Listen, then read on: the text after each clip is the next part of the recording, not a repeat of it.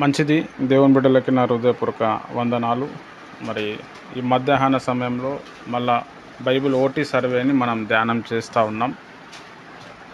నిన్న చిన్న ప్రవక్తల గ్రంథాన్ని మనం కొద్దిసేపు అందులో హోషియా గ్రంథాన్ని మనము ధ్యానం చేశాము. కొన్ని విషయాలు నేర్చుకున్నాము. హోషియా ప్రవక్త మరి ఒక వేశ్యను పెళ్లి చేసుకుని ఆమె ద్వారా పిల్లలుగా అన్నాడు. మరి దేవుడు మాటకు తను లోబడ్డాడు. హల్లెలూయా. ఈరోజు మనము యావేలు గ్రంథం మనం ధ్యానం చేద్దాం. ఇంగ్లీష్లో జోయల్ అంటారు, తెలుగులో యావేలు.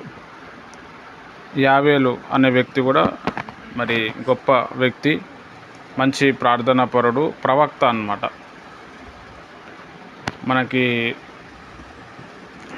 భవిష్యత్తులో ప్రవక్త పరిచర్య గురించి వస్తుంది. ఎవరికైతే ప్రవక్త పిలుపు ఉందో వాళ్ళు ఆ క్లాసెస్ విని ప్రవక్త పరిచర్య చేయొచ్చు. అది కూడా చాలా ఇంపార్టెంట్. ప్రవక్త పరిచర్య మరుగున పడ్డది, కొన్ని ప్రాంతాల్లో జరుగుతున్నాయి, కానీ అంత పెద్దగా లేదు. కానీ మనం దాన్ని డెవలప్ చేద్దాం. రైట్, ప్రార్థన చేసుకుందాం. స్తోత్రం ప్రభా, వాక్యంలో వెళ్తున్నాం, మాతో మాట్లాడు. నాకు కనిపించు, అందరికీ కనిపించు, నాతో మాట్లాడు, అందరితో మాట్లాడమని యేసుక్రీస్తు నామంలో ప్రార్థిస్తున్నాను తండ్రి. ఆమెన్. మంచిది. దేవుని బిడ్డలకి నా హృదయపూర్వక వందనాలు. యావేలు జీవితం మరియు ప్రవచన పరిచర్య కాలమునకు నిర్దేశించుట ఇతర ప్రవక్తల వలె సులువు కాదు. ఇతని కాలంలోని రాజులు లేక ఇతర నాయకులు గూర్చి చెప్పబడలేదు. తనను తాను రాజులతో గుర్తించబడలేదు. యావేలును గూర్చి పాత నిబంధనలో మరెక్కడ ప్రస్తావించబడలేదు. కొత్త నిబంధన అతని గురించి చెప్పబడిన విషయమును బట్టి అతని కాలం మనము గుర్తించలేము. అయినప్పటికీ ఈ పుస్తకంలోని కొన్ని వాక్యములను బట్టి అతని కాలమును మనము కొంతవరకు గుర్తించవచ్చు. రైట్, ఇక్కడున్న ఈ సెంటెన్స్, ఈ పారాగ్రాఫ్ ఫార్మేషన్ని బట్టి మనం ఆలోచిస్తే దీంట్లోకి వెళ్ళి ఏం చెప్పచ్చు అంటే, ఇప్పుడు మనం బైబిల్ చదువుతూ ఉంటే బైబిల్లో కొన్ని గ్రంథాలు ఉంటాయి. యావేలు గ్రంథం, యోనా గ్రంథం, మీకా, మలాకి, ఇట్లా గ్రంథాలు ఉంటాయి. అయితే వీళ్ళు ప్రవక్తలు. వీళ్ళు ఒక రాజు దగ్గర పనిచేశారు, లేకపోతే రాజు వీళ్ళ దగ్గర పనిచేస్తాడు. అక్కడ కాలము రాయబడుతుంది. ఇప్పుడు యోనా భక్తుడు ఉన్నాడు. యోనా భక్తుడి గురించి రాజుల చరిత్రలో కూడా వస్తుంది, రాజుల గ్రంథంలో కూడా వస్తుంది అనమాట. అంటే ఆ టైంలో యోనా ఉన్నాడు, ఆయన ప్రవచనాలు చెప్పిండని. తర్వాత యోనా గ్రంథాన్ని మనం చూస్తాం. అయితే యావేలు గ్రంథం గురించి, యావేలు ప్రవక్త గురించి పాత నిబంధనలో ఎక్కడ కూడా ఉండదు, కానీ కొత్త నిబంధనలో కనబడుతుంది. అందరి మీద, దాసుల మీద, దాసురాన్ల మీద నా ఆత్మని కుమ్మరిస్తా, వృద్ధులు కలలు కంటారు, యవనస్తులు దర్శనాలు చూస్తారు. ఇవన్నీ ఏవైతే చెప్పిండో అవి యావేలు ప్రవక్త, యావేలు ప్రవచించిన ప్రవచనం అది. హల్లెలూయా. ఆ యావేలు చెప్పిన ప్రవచనంలోనే అన్య భాషలు కూడా ఉంటాయి. అయితే ఆ పాత నిబంధన అన్య భాషల గురించి పెద్దగా చెప్పలేడు ఆయన. ఎందుకంటే అన్య భాషలు అనే గిఫ్ట్ మామూలు గిఫ్ట్ కాదు, అది చాలా అమూల్యమైన గిఫ్ట్. ఆ వరం బయటికి రావటానికి యేసు ప్రభు వారు శరీరధారి చనిపోవాల్సి వచ్చింది. గొప్ప మూల్యం చెల్లించిండు అనమాట. అదేంది బ్రదర్, దానికి అంత ప్రిఫరెన్స్ ఉందా అంటే ఉంది. అందుకే యేసు ప్రభు వారు చనిపోయి తిరిగి లేచిన తర్వాత చెప్పిన మాట ఏంది? నా నామంలో మీరు దయ్యాలను ఎలగొడతారు, రోగుల మీద చేతులు ఉంచినప్పుడు స్వస్థత పొందుతారు, కొత్త భాషలతో మాట్లాడతారు, మరణకరమైనది ఏది తాగినా మీకు హాని కాదు, పాములను మీరు ఎత్తి పట్టుకుందరు, కొత్త భాషలతో మాట్లాడతాడు. హల్లెలూయా. తర్వాత అపోస్తల కార్యంలో మనం చూస్తే మరి వాళ్ళందరూ కూడా ఏంది వీళ్ళు ఇట్లా మాట్లాడుతారు అంటే, పేతురు లేచి చెప్తాడు, యావేలు ప్రవక్త చెప్పిండు కదా, అందరి మీద నా ఆత్మని కుమ్మరిస్తా అన్నాడు. ఇది దేవుని ఒక ఆత్మ, ఇది అందరి మీద కుమ్మరింపబడ్డది. అందుకే వీళ్ళు ప్రవచనాలు చెప్తారు, దర్శనాలు చెప్తారు, తర్వాత వీళ్ళు భాషల్లో మాట్లాడుతారు అని చెప్పి ఆయన రివీల్ చేస్తాడు. అంటే ఇక్కడ మనం బాగా అర్థం చేసుకోవాల్సిన విషయం ఏంటంటే, ప్రవచనం అనేది ఒకసారి ఒక వ్యక్తిలోకి వెళ్ళి బయటకు వస్తే 300-500 సంవత్సరాల తర్వాత నెరవేరుతుంది. అది ఆయన కాలంలో నెరవేర్చబడకపోవచ్చు. అట్లా అని చెప్పి అది నెరవేరలే అని చెప్పి దాన్ని కొట్టిపడేయనీకి ఉండదు. అయితే రియల్ ప్రవచనం అంటే ఏంటంటే దేవుని ఒక వాక్యాన్ని కోడ్ చేస్తుంది, దేవుని ఒక వాక్యాన్ని నెరవేరుస్తుంది. హల్లెలూయా. చాలా ఇంపార్టెంట్. నీకు ఇల్లు వస్తుంది, నీకు ఉద్యోగం వస్తుంది, నీకు కొడుకు పుడతాడు, నీకు కూతురు పుడతాడు, అవి అవుతాయి.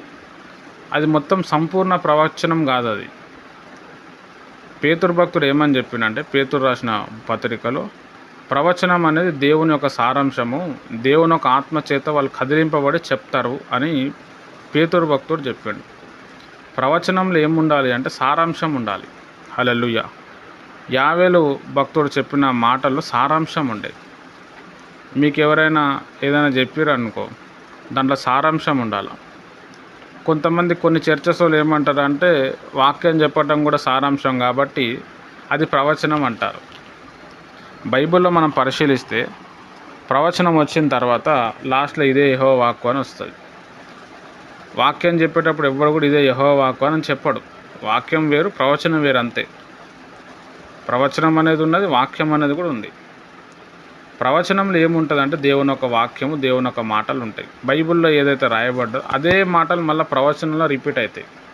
అదే ప్రవచనంలో ఉన్న స్పెషాలిటీ అన్నమాట. హల్లెలూయా. కొంతమంది ప్రవచనాలు చెప్తారు, ఆ ప్రవచనాల్లో వాళ్ళ సొంత ఇంటెన్షన్స్ ఉంటాయి. అది మనం గుర్తుపట్టేయచ్చు. సొంత ఇంటెన్షన్స్ ఉంటే అది కాదనమాట. బాగా అర్థం చేసుకోవాలి. అంటే బ్రదర్ మరి నేను చెప్తే అవుతుంది బ్రదర్ అంటే అది అవ్వి ఉండొచ్చు, సంపూర్ణ ప్రవచనం కాదు, ఎందుకంటే దానిలో వాక్యం లేదు. ఇదంతా కూడా మనం ప్రవక్త ట్రైనింగ్ వస్తుంది, ఒక నెల 2 నెలల తర్వాత వస్తుంది. అప్పుడు అందులో మనం డిస్కస్ చేద్దాం, చాలా విషయాలు మనం నేర్చుకుంటాం. ఇక్కడ యావేలు భక్తుని గురించి మనం ఆలోచిస్తే, దేవుని ప్రియమైన వాళ్ళారా, ఆయన చెప్పేసిండు, సర్వజనుల మీద నా ఆత్మని కుమ్మరిస్తా. బైబిల్లో చాలా పెద్ద మాట అది. పాత నిబంధనలో దేవుని ఒక ఆత్మ ఒక్కటే వ్యక్తి మీద వస్తుండే. ఆ తరంలో ఆయన ఒక్కడే ఉంటుండే, ఆయన మీదకి వస్తుండే, ఆయన పెద్ద రక్షకుడుగా మారుతుండే, విడుదల చేస్తుండే. సంసోన్ అనే వ్యక్తి మీద దేవుని ఒక ఆత్మ వచ్చింది, దావీదు మీద దేవుని ఒక ఆత్మ వచ్చింది, సౌలు రాజు మీద కూడా దేవుని ఒక ఆత్మ వచ్చింది, మోషే భక్తుని మీద కూడా దేవుని ఒక ఆత్మ వచ్చింది. వాళ్ళే విడుదల చేసారు. కానీ అంత్యకాలంలో కొత్త నిబంధనలు ఏం చేస్తా అన్నాడు, సర్వ శరీరాల మీద నా ఆత్మని కుమ్మరిస్తా అన్నాడు. హల్లెలూయా. అంటే పాత నిబంధనలో ఒక వ్యక్తి మీద వస్తే ఆయన సేవ చేసిండు. ఆ సేవ కంటే కూడా కొత్త నిబంధనల సేవ గొప్పది. కొత్త నిబంధనలో ఎక్కువ సేవ జరగాలి. ఎక్కువ సేవ జరగకపోవటం, ఉన్న సేవ కోల్పోవటం, మనుషులు పాపంలో పడిపోవటం, దురాత్మల చేత పీడింపబడటానికి ముఖ్య కారణం ఏంటంటే, ఈ వ్యక్తులు, ఈ భక్తులు ఎవరు కూడా ప్రార్థన చేస్తారు కానీ ప్రతిరోజు దేవుని ఒక ఆత్మ చేత నింపబడతలేరు. ఈ దేవుని ఒక ఆత్మ చేత నింపబడకపోవటం వల్ల దురాత్మ చేత నింపబడి ఎన్నో గొడవలు, ఎన్నో కొట్లాటలు, డిబేట్ అని చెప్పి తొడలు కొట్టుకోటాలు, బూతులు తిట్టుకోటాలు. మంచి తెల్ల బట్టలు వేసుకొని ఉంటాడు పాస్టర్, గెలికినామనుకో సంస్కృతం మాట్లాడతాడు. ఇవన్నీ ఎందుకు వస్తున్నాయి అంటే, ఆయన ఎప్పుడో పొందిన ఆత్మ. అట్లా కాదు, రోజు పొందాలి. వాటర్ ఎప్పుడో తాగుతా కాదు, రోజు తాగాలి. హల్లెలూయా.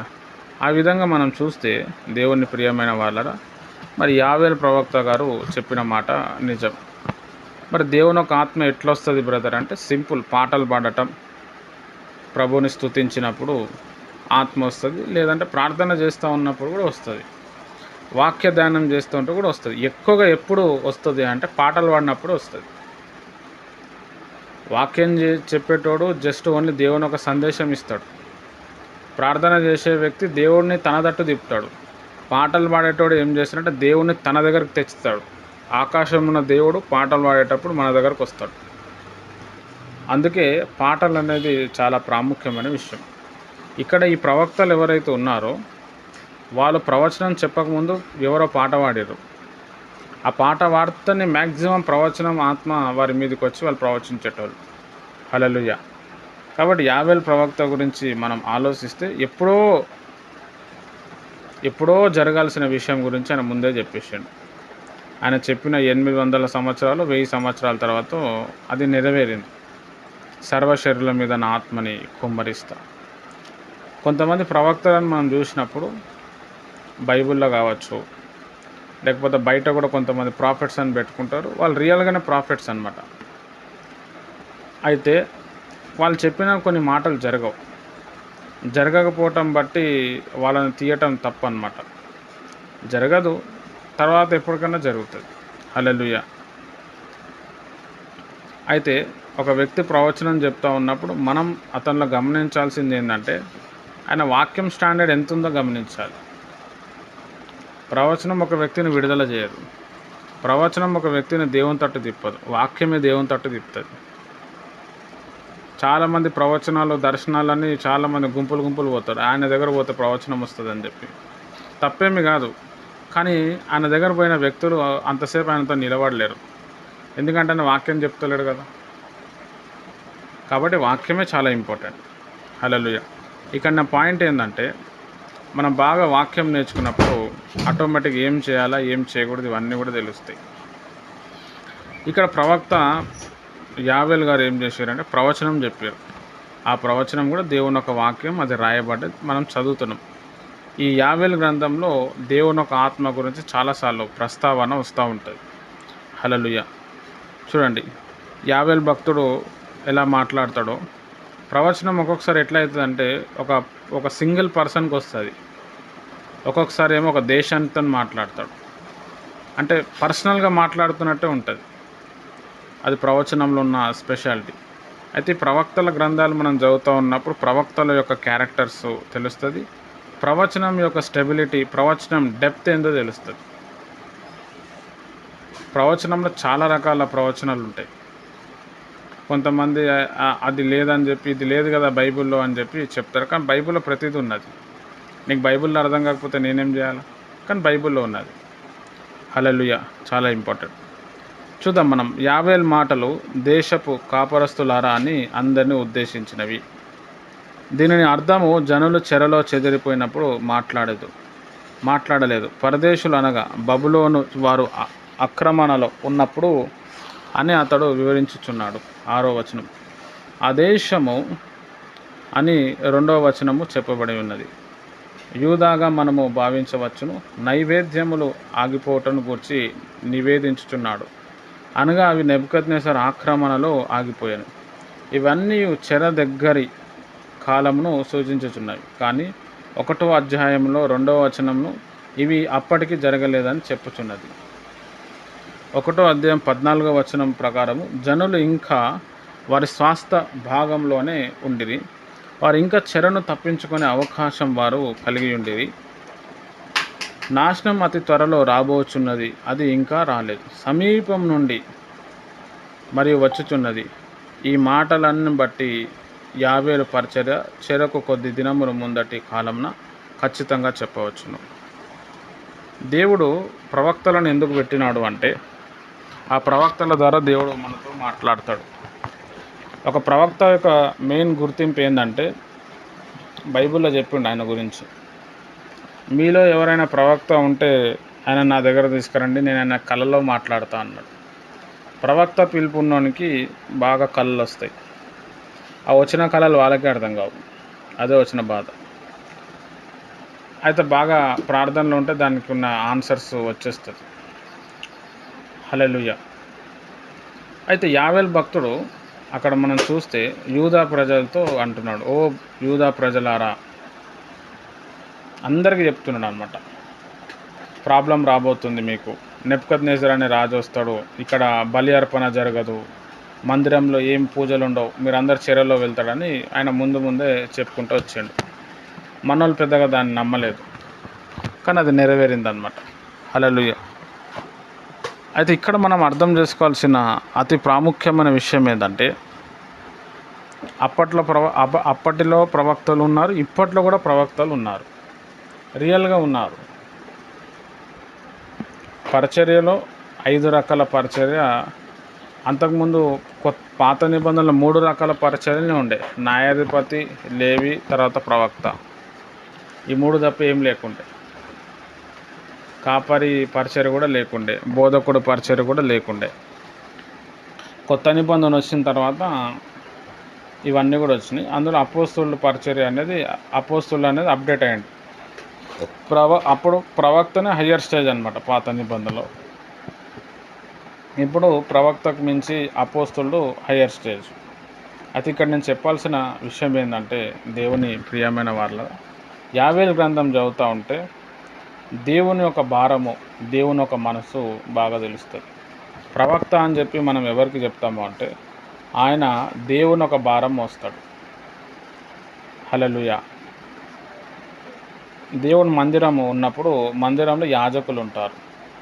ఈ యాజకులు ఏం చేయాలంటే ఇజ్రాయెల్ 12 గోత్రికులు మోయాలి. ఎలా మోయాలి అంటే వాళ్ళ ఛాతీ మీద 12 రాళ్ళను కూర్చోబెడతారు. రకరకాల రంగు రాళ్ళు ఉంటాయి. అది 12 గోత్రికులకి సాదృశ్యం.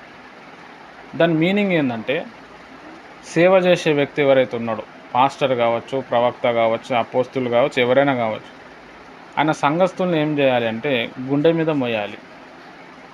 హల్లెలూయా. అదే మాట పౌలు భక్తుడు అంటాడు, మై బిలవర్డ్ అంటాడు.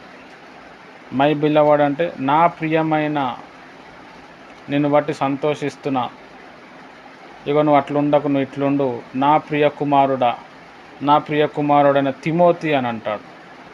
అంటే ఆయన రాసే శైలిలో చాలా భారంగా అనిపిస్తుంది. ఇగో నువ్వు గుర్తొచ్చినప్పుడల్లా నీ కొరకు ప్రార్థన చేస్తున్నా, ప్రతిరోజు నీ కొరకు ప్రార్థన చేస్తూ నేను కన్నీరు గారుస్తున్నా, ఇది చెప్తున్నాడు. రియల్ ప్రాఫెట్ కావచ్చు, రియల్ అపోస్టల్ అంటే అది ఆ గుర్తింపు అనేది వస్తుంది. అంటే పబ్లిక్ని గుండెలో మొయ్యాలి. అది దేవుడు కోరుకుంటున్నాడు. ఇప్పుడు జరుగుతుంది ఏంటి అని అంటే ప్రాఫెట్ అని పెట్టుకొని ప్రవచనాలు చెప్పి పక్కకు జరిగిపోతారు. ఆ విశ్వాస కోసం ఏం ప్రేయర్ లేదు, భారం లేదు, ఏదో హల్లెలూయా. కాబట్టి ఇక్కడ మనం యావేలో భక్తుడి దగ్గర నుంచి మనం నేర్చుకోవాల్సిన విషయం ఏంటంటే దేవుని ఒక భారము ఆయన ప్రజలకు తెలియజేశాడు. మనం కూడా దేవుని ఒక భారాన్ని ప్రజలకు తెలియచేయాలి. దేవుని యొక్క హార్ట్ బీటు మనం అయిపోవాలి. అదంతా ఎప్పుడవుతుందంటే మనంతటా మనం ప్రభువుకి సమర్పించుకున్నప్పుడు, మనంతటా మనం ప్రభు నువ్వు ఏది చెప్తే అది చేస్తా, నువ్వు ఎక్కడ పోమంటే అక్కడ పోతా, నువ్వే నా సర్వస్వం, ఉంటే ఉన్నా లేకపోతే ఊడిపోయినా, నన్ను ఒక నీ నోరుగా నన్ను మార్చు అని మనం అడిగినప్పుడు దేవుని నోరుగా మనం మార్చబడతాం. అక్కడ దేవుడు ఏది చెప్పాలో మన ద్వారా మాట్లాడతాడు. అక్కడ వాళ్ళందరూ కూడా క్షేమం కలుగుతుంది. హల్లెలూయా. దేవుడి మాటలు దీవించునుగాక. ఆమెన్. ప్రార్థన చేసుకుందాం. స్తోత్రం ప్రభా, పరిశుద్ధమైన దేవ, యావేలు భక్తుల్ని ప్రభా మా మధ్యలో ఉంచి మీరు మాట్లాడినారు. మేము కూడా యావేలు భక్తుల్లాగా పరిచర్య చేయుటకు, నీ బిడ్డల కొరకు భారం కలిగి ఉండేటట్టు, నీకు సాక్షిగా చివరి వరకు ఉండేటట్టు కృప అనుగ్రహించి ఆత్మకార్యాలు చేయమని యేసు క్రీస్తు నామంలో ప్రార్థిస్తున్నాను తండ్రి. ఆమెన్. ప్రభువైన యేసుక్రీస్తు కృప, తన యొక్క పరిశుద్ధ ఆత్మ సహవాసం ముఖ్యంగా మీకు సదాకాలం తోడై నడిపించును గాక. ఆమెన్.